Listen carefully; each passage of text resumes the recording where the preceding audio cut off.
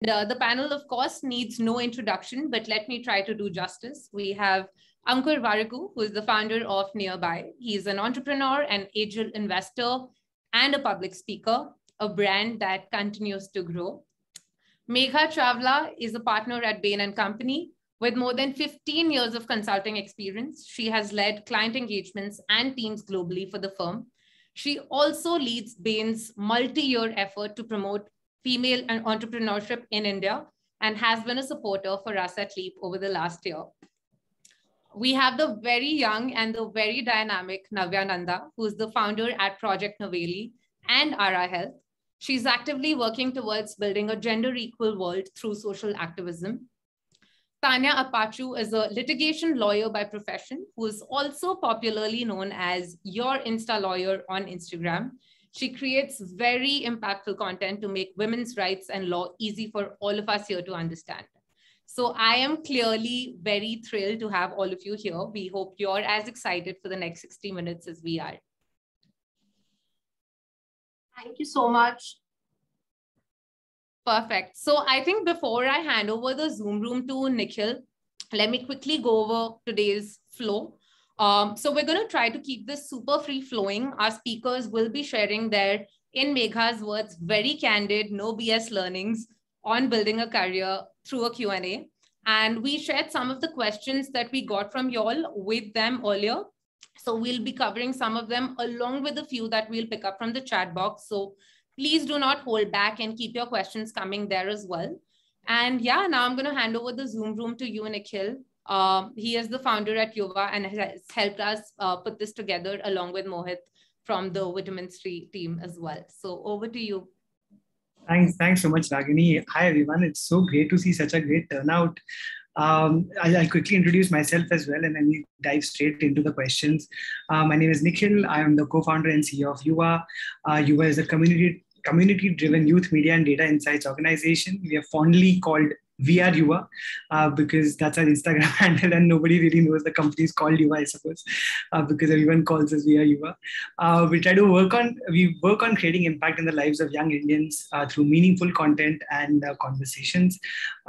So I'm technically an entrepreneur, but when the poll came up, I actually was struggling to figure out where I fit in because it just seemed like I do all of those things as an entrepreneur. I'm a professional, but I also seem to be always working on new business ideas, and I seem to be studying entrepreneurship while I'm doing it and juggling between everything. So this poll was a little confusing for me, as I suppose it must be for anybody who's an entrepreneur. But as we have a very healthy mix of professionals, of students, and of course people who also have their own businesses. So really welcome. I saw in the chat that there are people from Switzerland and all the way outside of the country. We have lots of people from different parts of India. We've got not only the major cities, we've also got all the different corners. I saw someone from Shillong as well. So really, it's really exciting to have all of you. And of course, we have a phenomenal panel with us. So I'm not gonna take more time anymore, and I'm just gonna get straight into the questions. Navya is one person who kind of knows that I have this obsession with Karan Johar and rapid fires. So I am going to start. I mean, we can't do coffee with Karan, but we can totally do tea with Taneja because it is chai time right now. I hope you have your teas with you. So I'm going to ask a question to everyone. So please, everyone as in not everyone over here, but all the panelists. So if Ankur, Megha, Tanya and Navya can put their mics, on and put themselves on unmute. I'm just going to ask one question and everyone has to answer quickly. There are no brownie points except for the fact that I will think that you're really cool if you're able to answer it very quickly. I hope that matters. Okay. Very simple question. Don't think too much. Just answer as soon as possible. And we'll see, whoever goes in whichever order. It'll be really fun to see who answers first and second, etc. Okay. First one. One book that has changed your life. Invisible Women. Navya answers first. That's amazing. Rework by Jason Fried. That's a good one. Megha. I'm still thinking of something. The Consolations of Philosophy by Alain de Botton. Oh, wow. I mean, can somebody also put these in the chat box? I think these are such great recommendations. Yeah, I was about to say that. Yeah, Karishma's doing that. Megha, can you repeat yours? The Consolations of Philosophy. Wow, these are such fancy books, but I just want to say I read a Sidney Sheldon when I was in school, and it was based on a very it's a legal drama, and that's kind of inspired me to do what I wanted to do. So, sorry, nothing philosophical from me. Tanya, I think you're staying true to character over here. We'd be disappointed. Yeah, no, percent. Lawyer You found and the book for yourself, Tanya. Exactly. You found your book. Okay. On to the next one. And maybe I'll ask, one by one, everyone over here, because this will be interesting to hear. Okay. One advice to your 20-year-old self. Ankur, you want to go first? Make your life choices from a point of awareness and not ignorance. Oh, that's deep and very accurate, actually. Megha, what about you? Life is easy or interesting. I love how you all got it down to one line. If anyone would ask me, I'd just be thinking. Some of these are hard. सब rehearse करके आया है. हाँ वही मैं तो मेरे से पूछे मैं तो I mean existential crisis में पड़ जाता. These are battle scars, Nikhil. Navya, I mean 3 years. I don't know how to answer Yeah, that. 3 years ago, self, what would you say? Don't chase the goal, chase the process. Wow, that's 3 years has taught you a lot, I can Tanya? I feel like the odd one out, but like don't think too much. I mean, shit happens in life, so just enjoy your 20s and let life happen. So just chill. See, I think Tanya, you're going to probably be the most relatable over here. I think they want to hear. I'm ready to hand over the award of the day to Tanya already. Yeah, she's playing this really smoothly by saying that, okay, I don't know if my answer is going to be good, and then giving an answer that everyone's going to be like, yes, this like bang on. Yeah, I love that. No, that's just how I am as a person. I have zero philosophy in me, so whatever comes out is like BS. So that's what you're here for. So the no BS, or I suppose in sometimes BS as well. Okay. One app or tool that's helped all of you in your businesses or your startups or your companies? Instagram. That's an app. Yeah, that makes complete sense. I think Instagram would have been offended if had you said something else. Ankur? WhatsApp, yeah. Oh, it's just made connections so much smoother. So yeah, WhatsApp. That's fair enough. Megha? I'm literally looking,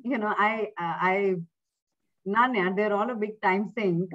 Unfortunately, WhatsApp is also a lot of it's great, but also brings a lot of its noise. Maybe Kotak Securities. I know it's really boring, but it makes my life easy. I don't have to log into a browser each time.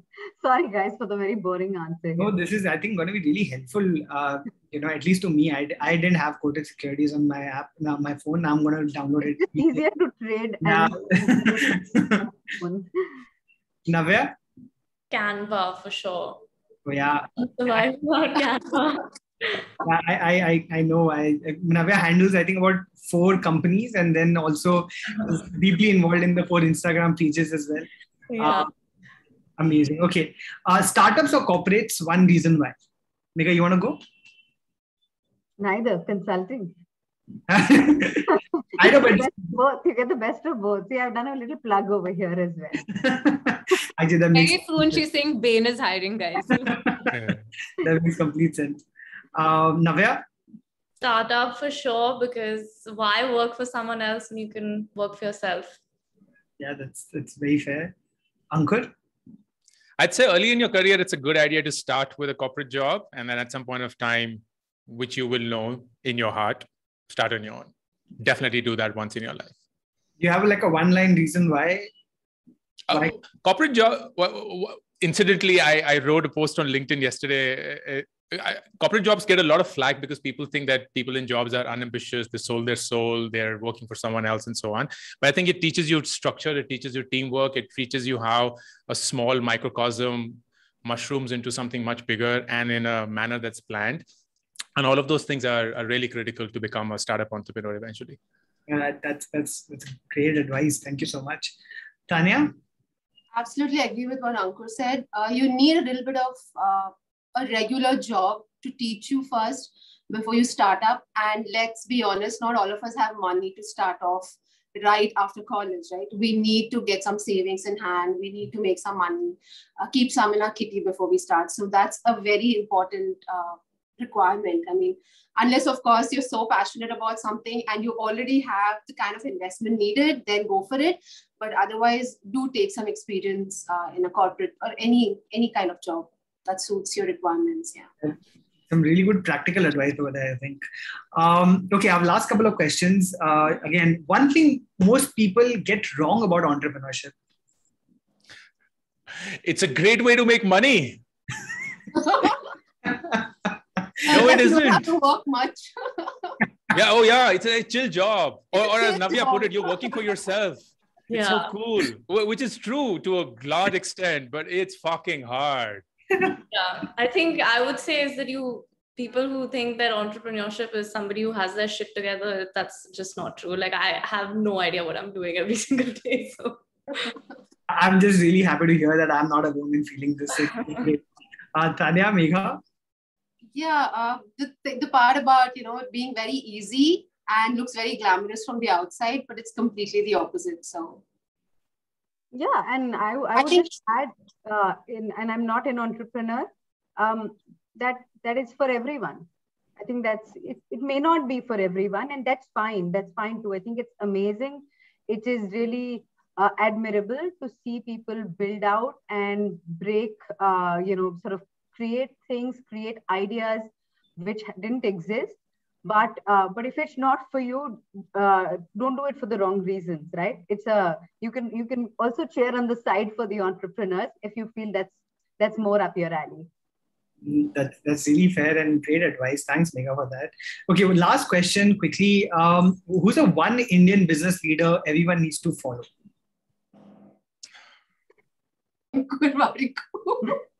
Oh no, please. Those are wrong choices. I mean, it's my choice. I wouldn't. Oh yeah, please. Sorry, I didn't mean to say that. Like, pick my choice, Tanya. How dare you pick your own? I don't think you'll be on a panel when at least one person doesn't say this. But would love to hear who you think is a great business leader to follow. Are you asking me? Sorry, Nikhil. Yeah. Yeah. I've loved following J.R.D. Tata. Of course, he's not there anymore, but his entire life history and how he got to make Tata and through the Tata Sons, like, it's phenomenal. It is just incredibly inspiring. Yeah, it's a great story there. Megha? So, Indian business leader for an Indian company. I'll go to the former. I'm actually looking to reading Indra Nooyi's book. I follow a number of them because I think they all have their own sets of gems. I love some of the things Vani Kola posts. It's amazing. Right now, I don't follow her and only her. I follow others as well. So it's like, there's a whole lot of richness. I'd say try to broad base as much, Ankur will have a gem one day, another one will, and don't narrow it too much. Amazing. Thanks, Megha. Navya, has Megha stolen the answer? Yeah, she has. I would say Indra Nooyi, definitely. Yeah, I know you're a huge fan. You were also on a panel with her recently. That was really cool. That's still a surreal feeling. I just believe when that happened. We can see you smile through. Yeah. No, thank you everyone. That was really sporting of you to answer really quickly and great advice. I think from all corners. The chat box has been buzzing. I can see lots of people have had their own answers over here. I request the Leap team that whenever you feel like there's an interesting question that we can take from the chat box, just let me know because there's too many things over here. We're here. Don't worry. Yeah. But I'll go from some of the questions that were asked in advance by a bunch of folks, and I'll ask questions one by one and some questions to everyone. Please feel free to deep dive a little bit, but of course, being cognizant of the time because we know that Ankur and Megha particularly have a hard stop very soon.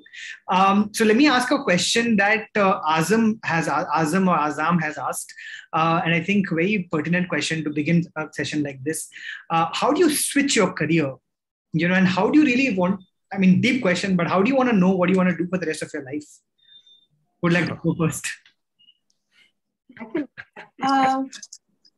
Go ahead, Tanya. No, go ahead, Megha. Megha, you can please. So, okay, I'll just go.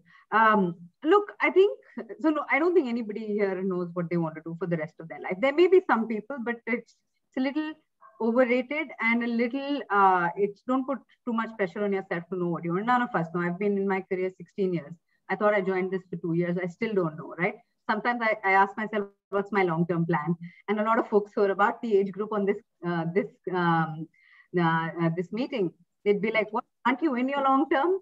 So I don't think you don't have to have figured it out. But in terms of switching, I think in general, careers are I look at them as experiments, right? Try a few things out before you switch and have a good reason to switch. It doesn't mean there's no extra premium on longevity, but there is, in my experience, and I actually quite firmly believe that there is a premium on getting something out of your experience.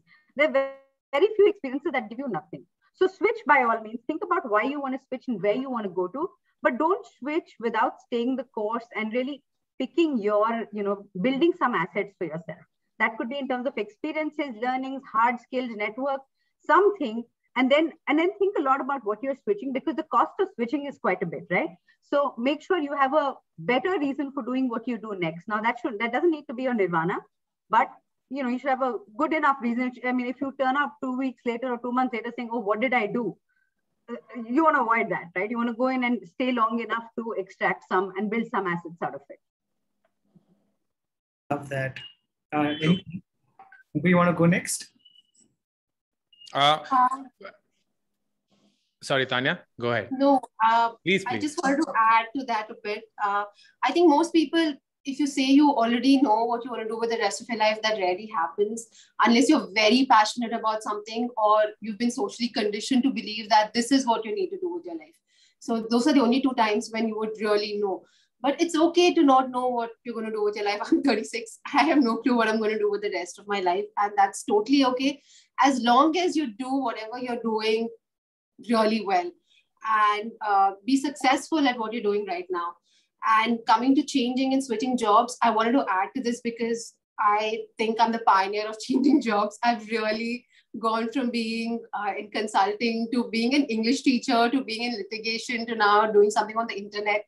So I've been there, done all of that bit, but I would always advise any young person to try it out as a side hustle first, do it as a weekend hustle or a side hustle, try it out on the internet. There's so many avenues right now. And then think of switching, and definitely have some savings, have some kind of investments made to just in case, something goes wrong, you have something to fall back on. So that's very important. Yeah. Sorry, I'm good to.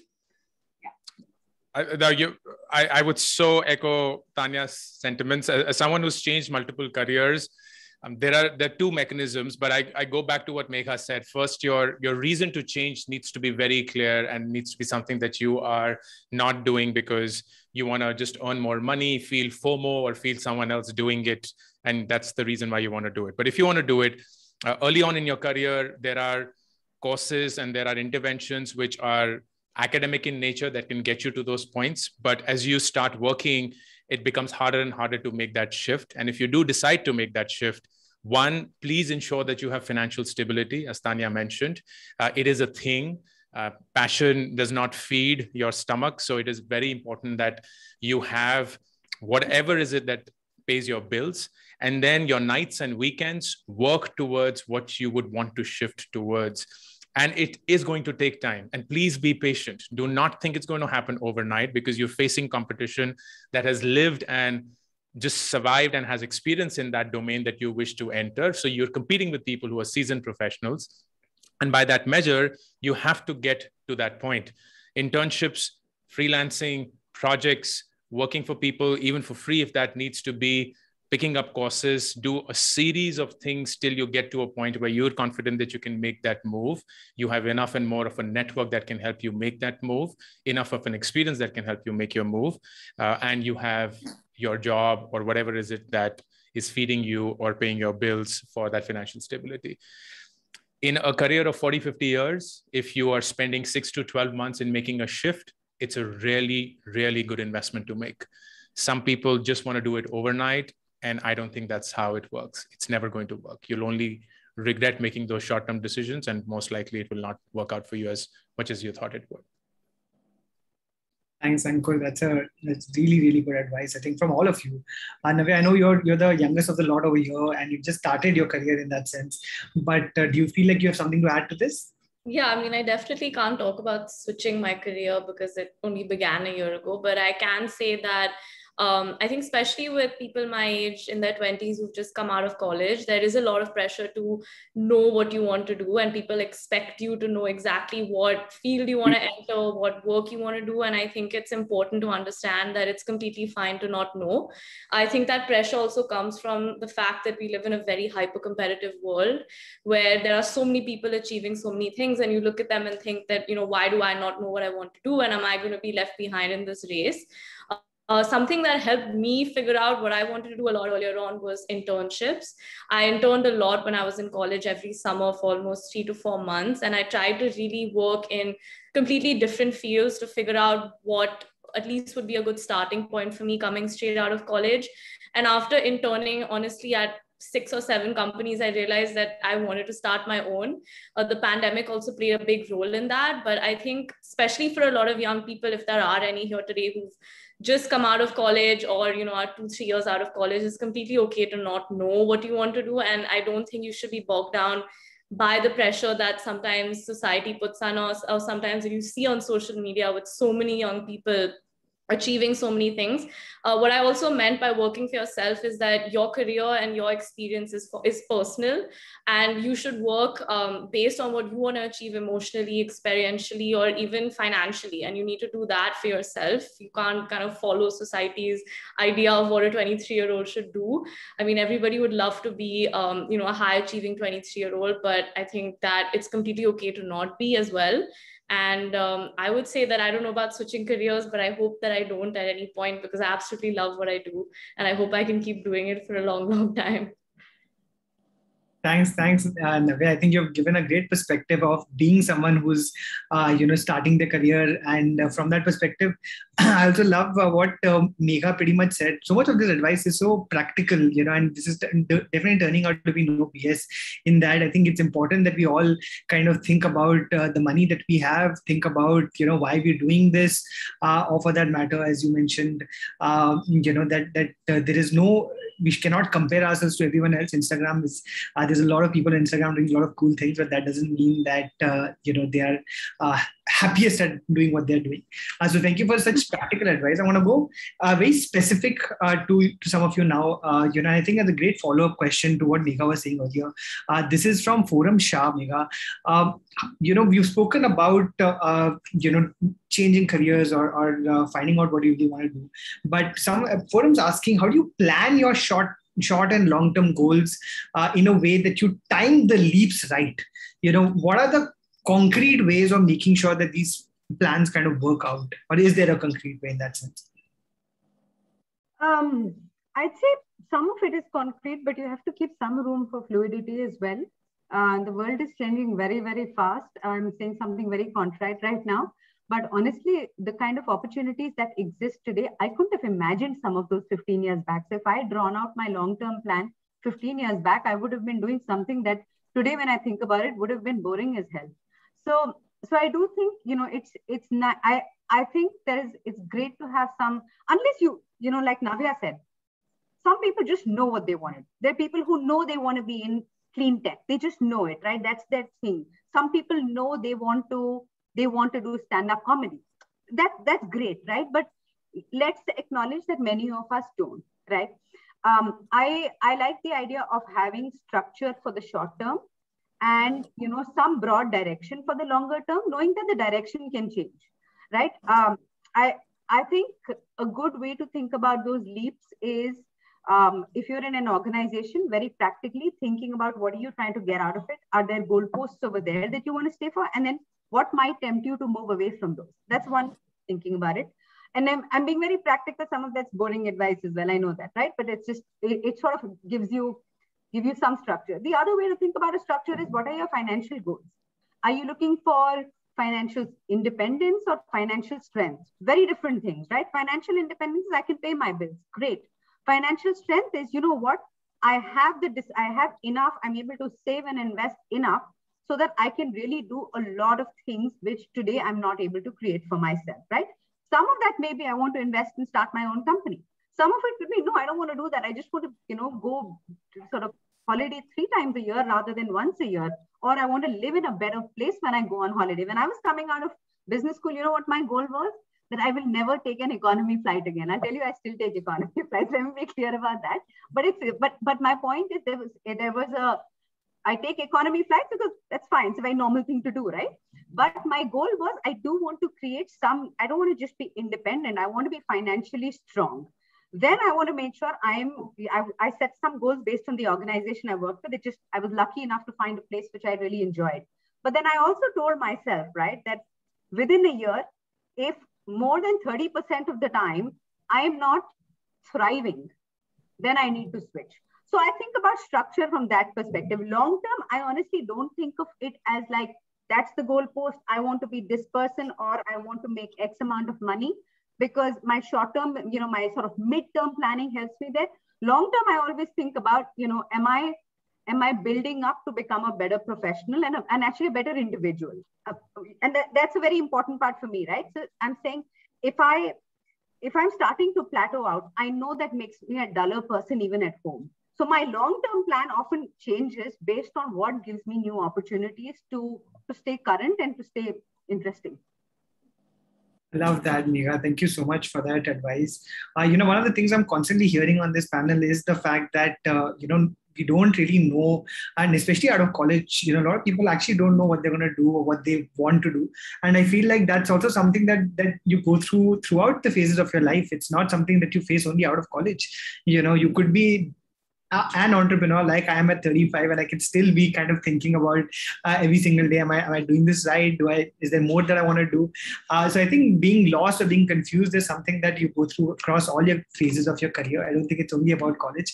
And on that note, Ankur, there's a question that's come from Anushka Anand, who also speaks about being lost. She said that, Ankur, you have spoken a lot about being lost at the age of 25. Do you think you found what you love doing by chance, or was there an active effort you made to find it? But what she really wants to know is that, is there a way to kind of figure out what you love doing? I think there is definitely a way of figuring out what you want to do. The question and the irony of it is you don't know beforehand what it is going to be. So if I were to answer the question at my end, did I know that I'd be doing what I'm doing right now 15 years back? Hell no, absolutely not. Like I would have not given it even a 1% chance, let alone giving it more than that. But the way to get there is to let serendipity play its part.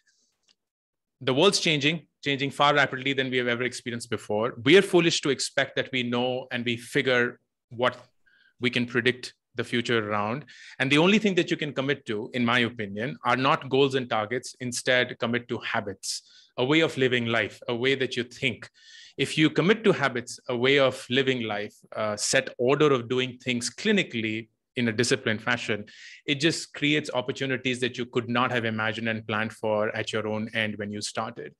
It's like you could say, I want to write a book at the end of the year, and you may or may not write a book at the end of the year. But if you were to say, I'm going to write a page every single day for the rest of your life, you will possibly end up with 10 books or more, or you'll realize that you never wanted to write a book in the first place. And that habit will lead you to that discovery as against you setting up a goal and target, which frankly has no basis. And if there's anything that the last 1.5 years has taught the entire world, is that plans are only as good as how fast they can move to the reality that they are facing. There is no point creating a plan for your life up to the 4th decimal point, thinking that you have it all sorted, because you're going to get punched right in the face. And at that point of time, your plans are gone. And what you have is just your ability and your agility to maneuver around that. And the ones who are standing thick and thin right now are not the ones with the best plans at the end of 2019 or the start of 2020, but the ones who just maneuvered the last 2 years in a fashion that they perhaps could not have even imagined themselves to do. So I would say do not, well, I don't want to be so prescriptive, but at least for me, I have thoroughly enjoyed life, not setting up any goals and targets once I dropped out of my PhD at the age of 24. And I was like, I'm just going to be okay. And the biggest testimony to that, which I often speak about, is we're often asked this rather dumb interview question: where do you see yourself 5 years from now? I don't know what people are expecting when they ask that question, but when they do, my answer is I don't know, which I think is the answer for most people. But the big difference is I don't know where I will be 5 years from now, and I'm totally okay with that. I'm absolutely okay with that. I love that uncertainty. I love where life can take me. I love that ambiguity, because I know what I've done is just set myself up with those habits, and they're going to take me far and wide. I definitely don't want to predict at the start of 5 years where I will be. That's really lovely, Ankur. I think great perspective shift. You've spoken a lot about books. We are all, I think, waiting for your book where we can have learn all these learnings and keep them beside us, so that we then speak about them on panels as well and ask you more questions based on that. You spoke about planning and the fact that a lot of us, while plans are important, not everything goes your way, and that's okay. I have more individual questions, but there's a question on the chat that I thought could be very relevant to this. This is from Demo Dwayne D'Souza, who's very honestly and candidly said that they've just failed an exam and they'd love some perspective on failure. How do you really deal with it? So, plans fail, not easy to deal with it. I've faced that a lot, gone through tons of anxiety because of it. Any one of you would like to answer first? I'd like to say a little bit about it, because I remember I was in a kind of a place last year where I think I was down in the dumps because I had just taken a break from motherhood, and I thought it's going to be very fulfilling, but unfortunately it wasn't. I mean, I love my daughter a lot, but motherhood is not as beautiful as, it's portrayed on TV or books or whatever. And I think I was sitting down and going through this really bad phase where I was mentally very low. And I'm like, neither do I have a job, nor am I having like the funnest time taking care of my child. And then you continuously doubt yourself and your ability to be able to do something. You see your peers doing really well, and you're like, what the hell? I mean, what am I doing right now? So I think when I was at my lowest is when I picked up a camera and I decided to make a video for Instagram, which I would have never, ever dreamt of doing, ever. I mean, that's not something a lawyer does. But then I was like helpless, and I was like, okay, fine, I'm going to try this out. And I remember the UP Love Jihad laws had come out, and I said something about it, and that's how I started. So the point is that failures happen, and you could be at the worst. You just have to tell yourself that it's okay, lift yourself from that point, because nobody else can do it for you. I mean, you might expect the world to come and save you, but it's all in your head. It's all up to you to actually just lift yourself and stop blaming people for your failures. Stop blaming situations. I know everybody has a pandemic to blame right now for the situation that we are in. But at the end of it, it all boils down to you. It boils down to what you are capable of doing and how you can get up from it. So, yeah, that's just what I wanted to say. Yeah. That's really honest and really lovely to hear. Thank you so much, Tanya, for that honesty. It reminded me of what Rocky Balboa said in Stallone said, it's not about how hard you fall, but, what you do to get back up and fight back, right? Anyone who would like to add? Yeah, sorry, go for it, Megha. I'll just add one thing that, it's failure hurts harder the later it comes in life. It comes, right? All of us experience it. I think take some heart in the fact that it teaches, the earlier you experience it, the better you're adding to your battle scars. Somewhere this is why it might just be helpful to hear from people who are a few decades ahead of you. Somewhere it'll help. I experienced failure in conventional terms a little later than most people do. I was the A grade student and all of that. It hurts harder later. So, sometimes you're like, oh, I could have gotten these skills and these battle scars earlier in life. They'd have prepared me better. Thanks, Megha. I love the term battle scars. You've used it a couple of times now, but I think that there's something to be learned from. It's lovely. Ankur, Navya, anything you want to add to that? No, I guess. I think Dwayne, who's actually asked about who's failed an exam, I think I would love to hear something very directly about that. No, I would just like to add that I've definitely just started off my career. So professionally, I may not have failed or had an opportunity to face a failure on that scale. But I would say that I don't think failures just come professionally. I think I've failed many times as a student, maybe as a daughter, maybe on a day-to-day level. And I think there's a lot of learning from that also. And I've learned a lot from that, as a college student, maybe not attending my classes, maybe skipping classes, behaving a certain way at home. And I think I've learned a lot from that also. So for me, I don't look at my failures just professionally. I look at them on a day-to-day level as a human being and what I can learn from that and how I can improve myself and better myself from that also. Ankur, your failure CV has been very inspiring to a lot of folks. I was very inspired by the first time I saw it. I would love for you to, again, if there's any message you have for Dwayne, I think that'll be really cool. I think first the word failure itself, because I think when we often use the word failure, we actually mean a loss. You don't fail a race, you lose a race. And very often we lose. We lose in an exam, we lose in an interview, we lose in perhaps even relationships. But failure means giving up. Failure means that you at some point of time just decided that this is absolutely not worth it, knowing very well that you could have done something about it. And that to me is a really big differentiator. And I would encourage people to differentiate and don't be harsh on themselves when they do lose things, because we will. And I'm often reminded about something that I realized in my journey as an entrepreneur. The truth about life is 10,000 things that will go wrong. You cannot plan for them. But the beauty of life is you just need one thing to go right. That's it. That's the beauty of life. 10,000 things will fail and will not work out for you, but you just need that one goddamn thing to work out for you. Could be that job, could be that relationship, could be that moment. And that's it. It will set it up. Like for Tanya, irrespective of what she was going through, that one video perhaps just changed her life, at least for the foreseeable future, if not forever.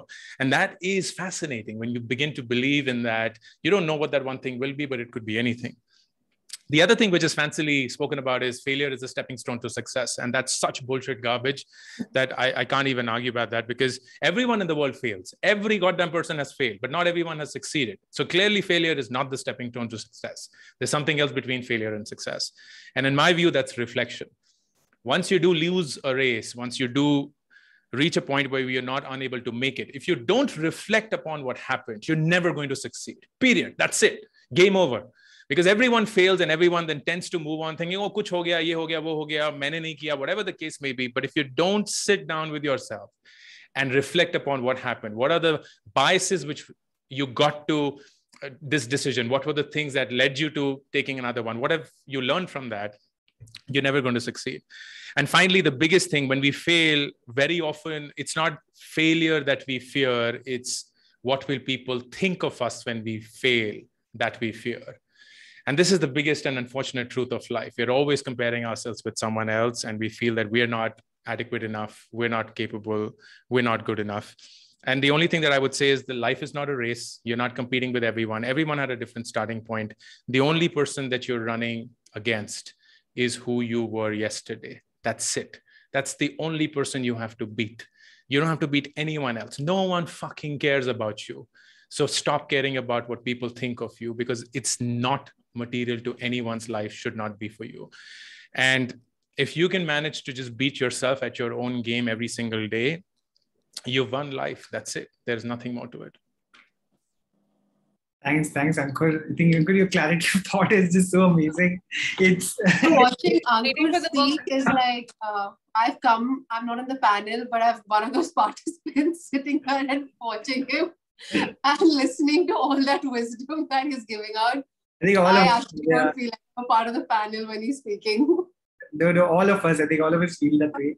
But Dwayne, great question. I think I feel we kind of speak a lot more about success versus talking a lot more about failure. I think which is what we should be doing, given how normal it is. Everyone fails, not everyone succeeds, as Ankur has said. So important to reflect, important to introspect, and then be Rocky Balboa. Fight back. Some more great questions. I want to try, and I know that there is a hard stop for other folks. So there is a question on Megha we'll come to Navya and Tanya. I'll just get a couple of questions out of the way from Megha and Ankur, who will need to leave, and then we can come to a couple more questions to both of you. Megha, very, very pertinent question by Ankita Barik, which is, how do freshers get jobs when every employer apparently only prefers experienced candidates? It's a really tricky thing that a lot of young people go through. Do you have any advice on that? I don't know if every employer is only looking for experienced candidates, right? Firstly, I don't know how true that is. I think there is a, let me step back. Okay. There was also a question around, what is this class of 2020, 2021 basically got shafted by the pandemic, right? And fair enough. The job market, right? The next 3 to 5 years, and I'm only going to look at that time frame. It is a supply constrained market. It's massively supply constrained. I don't want to give away too much here, but you talk to different companies, people are breaking the barriers, the qualifications or the criteria they had for selecting people, because there's growth, there's competition, and guess what? Talent actually has the upper hand in a lot of cases now, right? And I think that's wonderful, by the way. It is forcing organizations to rethink how they employ, how they care for their talent, how they help them grow. And they had to do it. It took them a pandemic and this situation to actually start doing it. They should have done it earlier, if you ask me, right? And I'm so glad that the class of 2020 and the class of 2021 are coming into the workforce at the time where organizations are rethinking. They're removing, what I call ghisa pita, old ways of doing things. You need to be there in person. You need to come for evenings you need to, old fashioned definitions of networking, all of that is going great, right? So now your very specific question on freshers. Firstly, there are many organizations that are looking for freshers. Secondly, I'll tell you, in this environment, you come in as a fresher, and if you're bringing in the ability to adapt and pick up, the expertise and the skill that particular role or the opportunity warrants, you can actually go a long way with it. It is, you're not, even in corporates, right? Like my own, I'm not even talking about the entrepreneurs, but even corporates, which is the last to change, like the dinosaurs. They are breaking down set career paths, 2 years to XYZ, 3 years to XYZ. You get there in 6 months, you get there in 8 months. Nobody wants to lose somebody who's good. So you have to take those chances on yourself. You have to, if I were you, I'd take my word for it, because I also run recruiting and I'm very close to this world. I think there is, you need a break. Yes, you need a break as a fresher. Look out for it, hunt for it. If every company was looking for experienced people, they wouldn't be able to grow. So it's not true. They are looking for freshers, but really go in and nail it, right? Find ways to nail the opportunity you're getting, because there has been no better time to punch above your weight and actually get the benefits from it. Whereas, 5 years back, 10 years back, you would be like, "Arey nahi, yaar, next promotion point is 3 years away." That concept no longer exists. You'll go and your organization will be left trying to fill in your position, paying another joining bonus, etc., etc. So it's a lot more, the opportunity for talent and the upper hand for talent, for good talent, is a lot more real. And just, I would say, go hunt for opportunities for freshers, and then really go in and really demonstrate, give it your best, like jaan laga ke, just go create success out of what you get there. And you'll be surprised at how non-linear career paths have become now. Thank you, Megha. That's fantastic advice. I think there's a Nike ad that I remember. Greatness is where you find it. I think it's in all of us to be able to find that success. It just figure it out. What can you do with the circumstances that you have for you? I want to actually, since you spoke about that question, Megha, I want to open it up for the rest of you as well. That's a great question. Given that in the pandemic, so many young people are remote studying, and there's lots of people who are joining remote organizations or have already started remote working. How would this impact their professional career? Is there any advice you have for the batch of 2020 and now 2021 as well? Ankur, Tanya?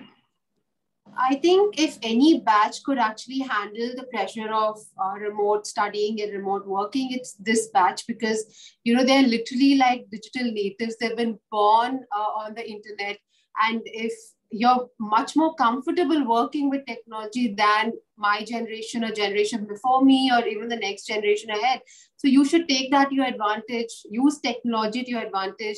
You've learned how to network with technology. I mean, just go back in time in school, you used to play video games and you had friends from all over the world, right? When you're playing video games online, it's something similar. I mean, imagine using that kind of networking skills in your real life, while working. You could totally do this. And I can't see any generation doing better at it than your generation, because you are already prepared for it. So use all that to your positives, and just go for it, like everybody else said. Ankur, Navya? I mean, I am the batch of 2020, graduated last year. So I can say firsthand experience that it definitely wasn't easy. We were running around like headless chickens, having absolutely no idea what to do. We graduated with no one hiring you. You're not getting that job you thought you were getting. You also have absolutely no idea when the world is going to open up. You haven't had a graduation. There's a lot going on, not just professionally, but also emotionally. And I think at least for me, it's not that I had everything sorted out just because, I was able to connect to people on Zoom. It did take a lot of time, but I think something that I learned was adapting and adapting to change really fast, because honestly, I didn't really have a choice. I didn't have a choice to wait it out because I didn't know when this was going to end. And I think a lot of other people my age who graduated in 2020 also realized that they just had to kind of take things into their own hands because no one had any certainty about the future of when anything was going to change.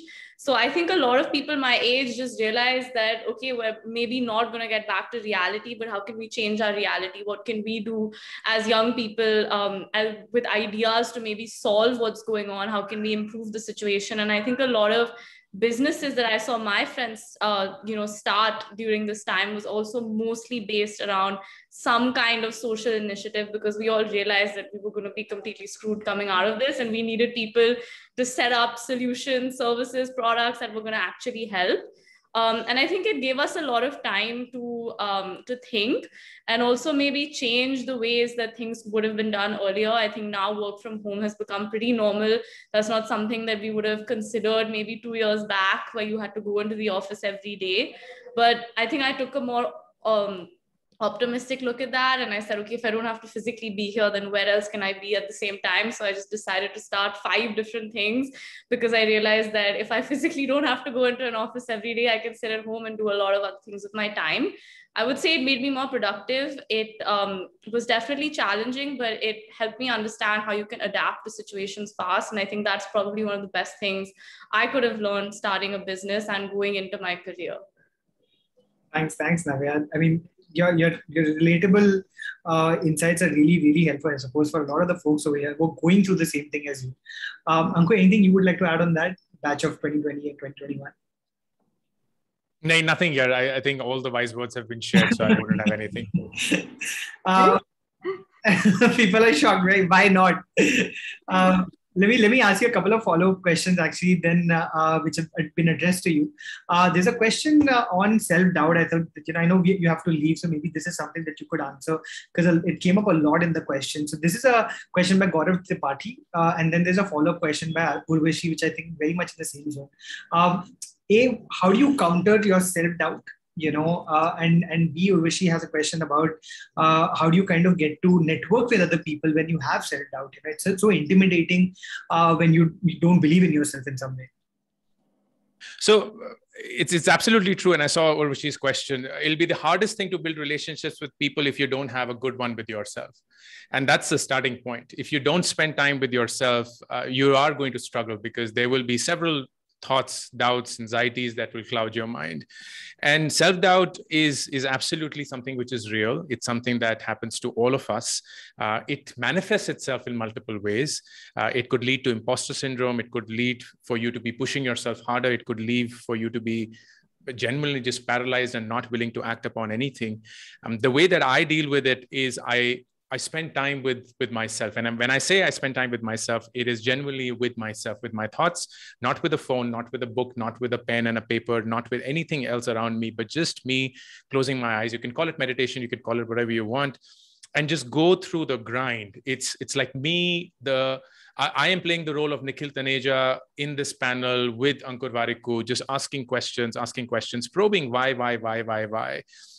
And the reality is very few of us do it because we are scared of what's going to come out. And that is going to be the hardest thing that you do, but is going to be the most meaningful relationship you build in your life. Because if you truly know yourself, then nobody can touch you. Nobody can touch you. It's like if I were to walk up to Nikhil and say, hey, Nikhil, your yellow hair looks really cool on you. He'll be like, what the fuck are you talking about? I don't have yellow hair. So he's not going to take offense on that. But if I were to go to Nikhil and say, hey, Nikhil, I think you've put on some weight from the last time I saw you, he'll be like, shit.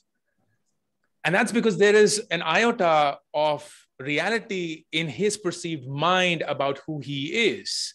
And irrespective of how small that possibility is, it still exists in his mind. But if we were to know factually that he hasn't put on weight, or he isn't that person that the opposite side is claiming to be, there's nobody that can touch him. He'll be like, fuck you. And that's it. It'll be over. Whether he does it in his mind or he does it in action, that's immaterial. Please spend time with yourself. And unfortunately, the world is not making it easy to do that. Recognize that the world is becoming more of a trap than ever before. There are things that are pulling you in all corners, seeking your attention.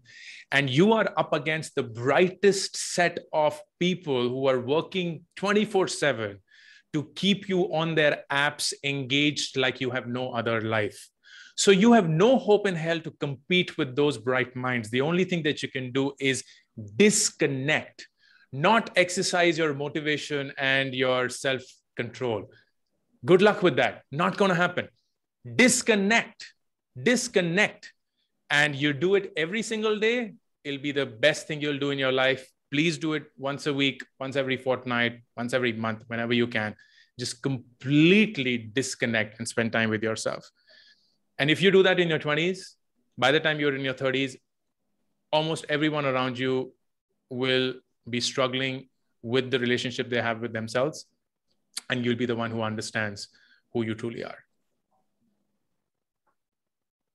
Thanks so much for that, Ankur. Some really, again, I feel like you're also now turning from a leader to a philosopher to a therapist. Now there's lots of different roles that you've taken on this panel.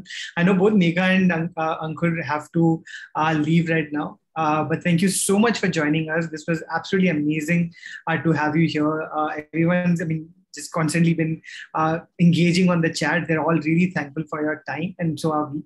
Navya and Tanya, we'll take 2-3 more questions because there's so many, and then we'll call it a day. But thank you so much, Ankur and Megha. It was really, really lovely having you. Thank you, Megha and Ankur. Thank you, Megha and Ankur. Nice meeting you all.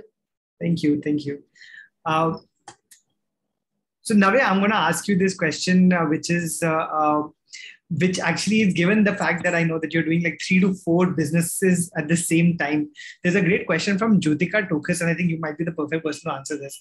How does one zero down on one business idea? And what are the first few important steps one must take to, figure out what to do really next to get started? So my answer may not work for everybody, but this is what worked for me. So currently, like you mentioned, I do have, I think, close to 5 or 6 different businesses or mini startups happening right now. And I think that's also because I had a lot of ideas. There were a lot of things I wanted to do. And I also knew somewhere that each idea is not going to be a success. So it's like me throwing 500 darts at the board and just expecting at least one of them to stick and then just taking that forward.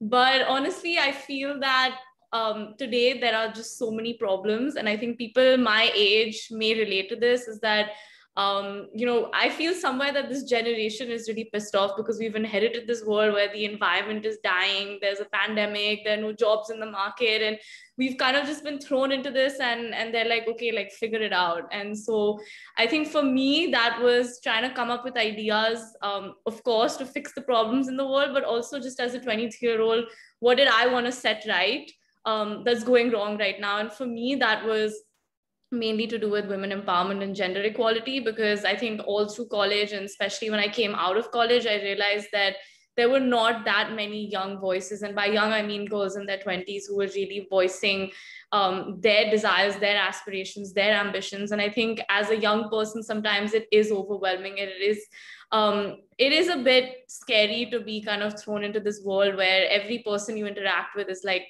10, 15 years older than you. And you have this feeling of, do I know enough? Am I experienced enough? And of course, I feel that every single day talking to people at the office, when I speak to vendors, investors, it's this constant battle between, okay, I'm young, I don't have the experience, but I actually think that the world is definitely changing. And I think that maybe the world could do with younger voices. It could do with younger people coming up with ideas, because I've said this before, I think we've grown up in a time where we've had like an information overload. We have information at like our fingertips. We can honestly know something in like 3 seconds. And I feel that people who tell us that we don't know enough because maybe we haven't lived life, maybe we don't, and there are certain things that we will not know. And my mother says this a lot. That's why I'm saying it, because she says that I'm your mother and you've not lived life. And I completely understand that. But I think that what we've had to experience in the last 3 years is probably not something that everybody has had to do. And we've had a lot of learning from that. We've taken a lot away from it. So I think at some point, any young person who kind of feels that, or somebody tells them that they don't know what they're talking about, I think I would say that we do know what we're talking about. And I think it's up to you guys to just listen to us, because I feel that if you did, maybe something new would come out. And maybe it's about changing your perception, about how this world needs to work. And I think that comes out of the ideas. And I think if anybody has an idea, if you don't want to start it on your own, I think take it to somebody, but work on it. I don't think you should ever lose that idea, because you really never know what could happen. The world is changing so fast that something you think that will fail today may be a huge success tomorrow.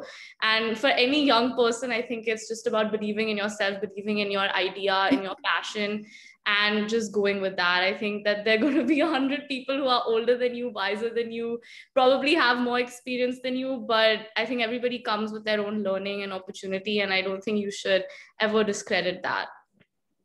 Thanks so much, Navya. That's such powerful words. I think a lot of young women who'd be attending this would really love hearing from you. I know you'll do a lot of work, in the field of empowering young women, especially, in entrepreneurship for that matter, with Entreprenari. So thank you so much for your answer.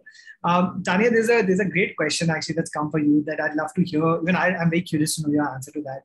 There's a question from Bhavya Shah. Who wants to know what are the personal values, Tanya, you think that the current generation needs to bring to the professional workspace, according to you? I think any generation for that matter, I mean, if I had somebody working around me or working with me, I think the first thing people need to learn is respecting another person's time and another person's energy, because we value money, but we don't value energy and time put by another person. So that is something everyone needs to bring in when they're coming into any workplace. Also, I think accountability. I mean, you can be a hard worker, you could be the most intelligent person, you could be the smartest person, but if you're not accountable for whatever you do, then it doesn't make any sense. I've seen a lot of casual approach from, I don't want to say this in general, but at least from some few people that I have interacted with, very young people whom I've interacted with, they do have a very casual approach when it comes to work. And I think that is something that they should unlearn. It's okay, attitude comes with youth and with being young, but don't carry it forward to a workplace. And also I think time, accountability, and respecting people of all generations, respecting people from all backgrounds, age, sex. I mean, you should value diversity in your workplace. And I think that's important. That's a great value to bring in, especially in today's times, especially in the modern workplace. I think that's a very important value to have. Thanks. I mean, that's really, really important, Tanya, what you've said, because I think it ultimately also comes down to human decency. You know, I mean, we should really be kind and yes, to everyone. Yes. And now with the outset of workplaces being more diverse, you have people from all backgrounds. Respect everybody for what they are and who they are. I think that's very important to bring in. Absolutely. Navid, there's a question for you in the chat by Rishi, who's trying to find is doing an internship and has a question about mentorship. You know, how do you find a mentor? You know, in today's time, it's not the easiest thing. Everyone wants to find a mentor. Do you have any suggestions for Rishi? I think that is a really good question. And I mean, everybody would want a mentor maybe in, you know, probably the career path that they're choosing or the field that they're choosing. But I find that a lot of my mentors or people who I consider mentors have had nothing to do with the field that I'm in or the work that I'm doing. Because I feel that, of course, the professional side of knowledge that you can gain professionally is a completely different thing. But I think that especially if you're young and if you're looking to start out something, which is what I did, I think a lot of the mentorship that I needed came from a more leadership angle of how can I survive as a 23-year-old founder and how can I call the shots when I may not know what those shots are. So a lot of the mentorship that I look for were actually from people in my day-to-day life, whether it's my family, my friends, you know, maybe even a 3-year-old. And I think that mentorship doesn't necessarily mean somebody who comes in with a lot of experience. I think every person that you meet in your life you can take something away from them. And instead of looking at structuring mentorship in a formal way where you're sitting on a Zoom call and asking 100 questions, I think if you open up your mind and just observe the world, there's really something that you can take away from every interaction and every person that you meet. And that's something that I have kind of followed and looked at. And that's helped me a lot. Thanks, Navya. I'm going to ask one last question, which is on a subject that I also am really passionate about. In fact, I advocate for it to both of you. You know, this is from Anushka Kashyap, and you know, this is about mental health. So Anushka really wants to know how important is it for mental health to be some sort of a priority, you know, and how do you kind of balance that in a work from home, you know, setting if you're working from home, where there's, I suppose, no lines between work and home. Sometimes, you know, those lines get blurred. How do you kind of balance mental health? How important is it? How do you give it that priority? I would love to hear from both Tanya and Navya on this, and maybe we can call it a later. I think, I mean, if I was sick, I possibly wouldn't be able to give my 100% at work. It's the same thing, right? I mean, you would treat your physical illness with the utmost priority, then why wouldn't you treat your mental illness with utmost priority? I think one should. And given the work from home situation we all are in, I think I can understand when Nikhil said that it's very difficult to draw lines as to work and home, and your bed is right there and you possibly want to jump in and, you know, just take a nap there. But then I think if you follow a regular office environment, you wake up in the morning, you dress up like you're going to work, demarcate your lines that way. Think about all the time you're saving on the travel. Think about all the money you're saving on the expenses. I mean, think of the positives of a home work environment. Talk to your family, involve them in the work that you're doing. Tell them that this is your time, draw your line there. I know especially married women are having a very tough time at work from home situations because, you know, it's like you are at home, so do this. You are at home, you take care of the child. You know, these are, I know I get a lot of queries from women who are like, you know, we face mental abuse and emotional abuse and verbal abuse because we're working from home. And that is true. That is the situation these days. And that can really take a toll on your health. So try to involve your family. Be very specific with them that these are my timings. I cannot get out.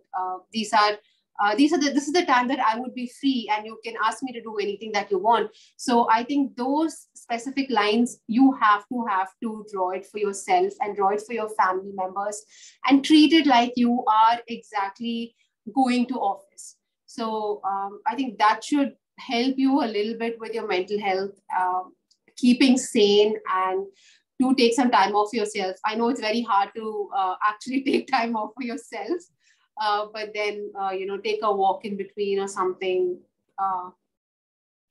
Go on Instagram, watch some stupid, silly videos, but do take some time off yourself.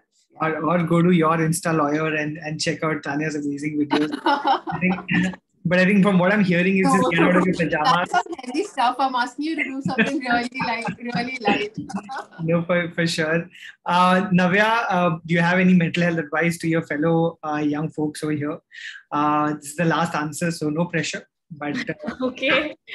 No, I would say, especially when it comes to working and working from home, I think going off what Tanya said, I think if you're okay to ask your boss for a sick leave, that should account for when you're not feeling mentally well as well. And I think it's completely okay to just say that I'm having a really bad week and it's just too much and I need some time off. And I think employers need to be able to give their employees that time off. And that's something that we practice at Ara, and we take that really seriously, that if somebody is not feeling 100% mentally as well, it's completely okay to just take time off and recharge. And I would say that work from home is a little difficult, but honestly through the pandemic, that is something that really kept me going, because it was honestly the only thing that I could wake up and do every day, which was something that I looked forward to doing every day, because apart from that, I was just at home and kind of just looking at the news and just feeling really shit about the world and about life and where we were going as humanity. But I think sometimes it is important, like Tanya said, to take a break and switch off. And I think it's those breaks that actually help you the most in your career, because when you're not working, you're reading, you're watching something, you're having a conversation, and like I said, there's always something to learn from each and every single one of those things. So you may not think that taking a break is actually helping you professionally, but subconsciously it's doing a lot. And I think it's important for people to take a break, try something new, because it'll give you a different perspective on life, and that'll only ever help you in your career. So I think just taking a break is really important and very underrated. I think that's a good answer, Navya. So you lived up to the pressure. Thank you so much. And just adding to that, Nikhil, I know there are a lot of employers here who are watching us, and it's important as an employer to to actually cater for mental health of your employees. It's not just something that you talk about or watch videos about or read about. Actually implement that in your companies, in your organizations, in your startups, whatever that is more important. Just I completely agree, Tanya. We have, at Yuva, we give mental health to folks. We have free therapy for our employees as well. We have tied up with a mental health organization, and we know how important it is at this point of time.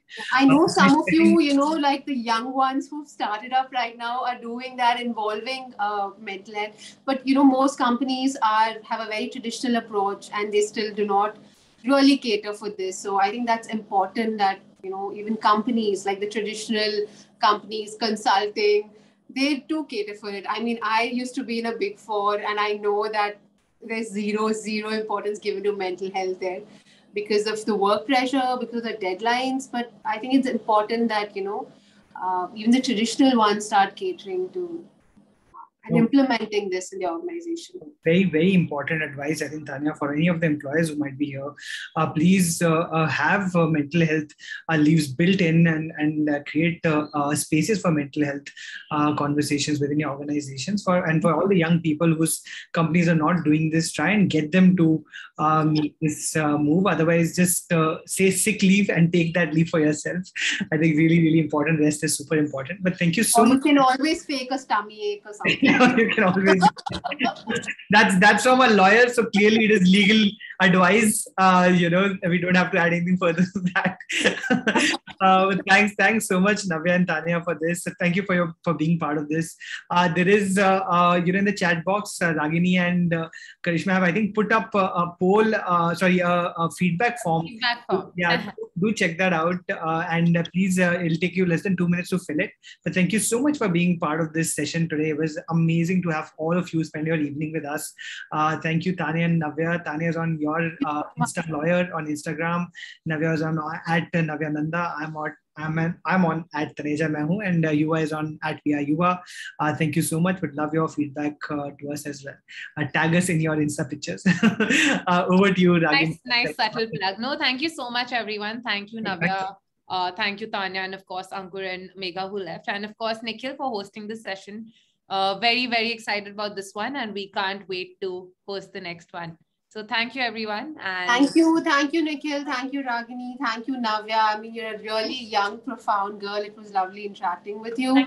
And thank you so much for this session and everyone for their questions. Thanks to the Leap team. Please, Leap Club is on Instagram, on Twitter, LinkedIn, everywhere. Please do follow them. Please join them. They're doing some incredible work for young women in our country. Vitamins 3, I want to give a shout out. They partnered with us on this. They're also doing some really, really important work. They put out a fantastic video last week. I think it's must see for everyone.